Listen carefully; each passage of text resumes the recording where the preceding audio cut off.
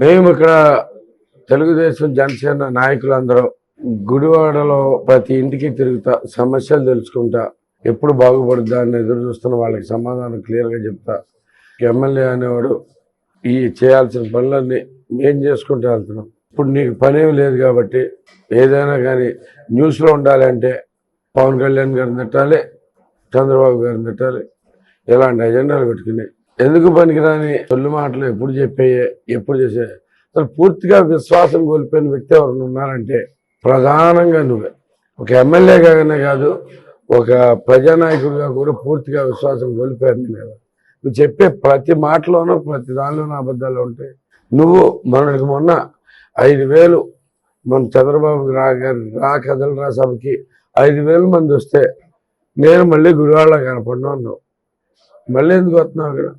నువ్వు చెప్పే ఏ ఒక్కదానికి నీకు విశ్వసనీయత లేదు.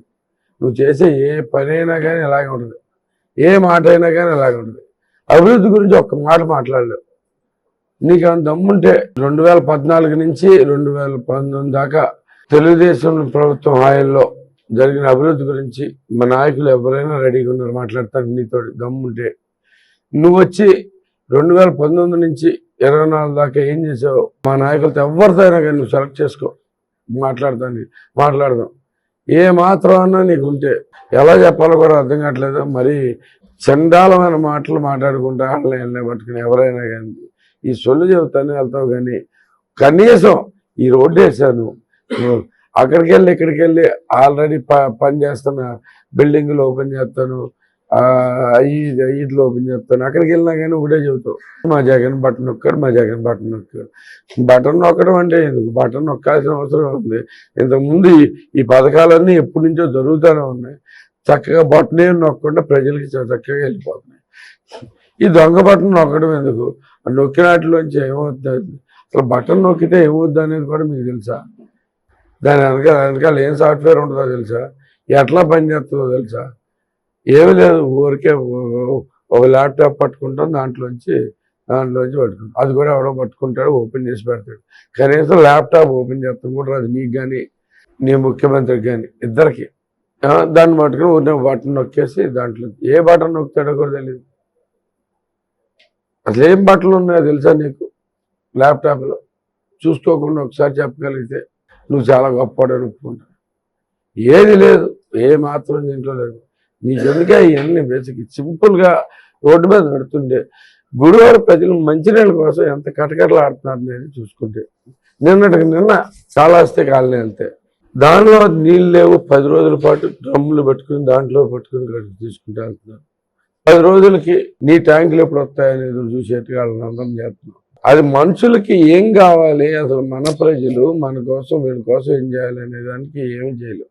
వాళ్ళందరికీ ఒక మాట ఇచ్చాము. నేను కొత్తగా వచ్చి 100 రోజుల్లో మీకు మంచినీళ్ళు ఇస్తానని చెప్పేసి మీకు ఇంటింటికి ట్యాప్ ఇస్తానని చెప్పేసి నేను వాళ్ళకి చెప్పగలిగా. ఇలా చెప్పగలిగింది ఒకటి ఉందా? నువ్వు ఇది చేయగలని చెప్పగలిగింది ఒకటి ఉందా? చేశానని చెప్పుకునేది ఉందా? 20 ఏళ్ళ పాటు జరిగే అభివృద్ధి ఒక్క ముక్క కూడా చెప్పలేనివాడివి ఆన్లైన్లో తిట్టుకుంటా ఆ లైకుల కోసం వీటి కోసం పనిచేస్తాం అనేసి. నీకు ఇప్పటికన్నా బుద్ధి తెచ్చుకో. దీంట్లో కనీసం చివరి గౌరవాన్న మిగిలి ఉంటుంది నీకు. లేకపోతే ప్రజలు అంత దారుణంగా బుద్ధి చెబుతారో నీకే అర్థం కావట్లేదు. త్వరలో తెలిసి వస్తుంది. నువ్వు ఎన్ని డ్రామాలు వేసినా ఆ చివరిలో రాజకీయాలు చేద్దామనే ఉద్దేశం ఎంత తీసుకొచ్చినా కానీ నీ వల్ల ఏమీ కాదు. ఎందుకంటే నీ దగ్గరికి వచ్చిన వాళ్ళు ఎవరైనా కానీ ఆటోమేటిక్గా విశ్వాసనీయత కోల్పోతారు. ఏ నాయకుడైనా కానీ నీ దగ్గరికి వచ్చి మాట్లాడాలేమో కూర్చుంటే చాలు విశ్వాసనీయత కోల్పోతారు.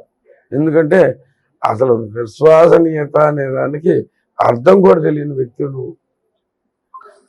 అంటే ఏ పని ఏది ఎప్పుడు చెప్పినట్టు ఒక్కసారి కూడా చేయాలి. ఇంకన్నాళ్ళు భరించాల్సిన అవసరం ప్రజలకు లేదు. దగ్గరలో పడింది నీకు. పూర్తిగా రోజులన్నీ అయిపోయినాయి. ఇక అయిపోయిన టైంలో చివరిలో ఈ పిచ్చి మాట్లాడుకుంటూ తిరుగుతూ ఉన్నాం.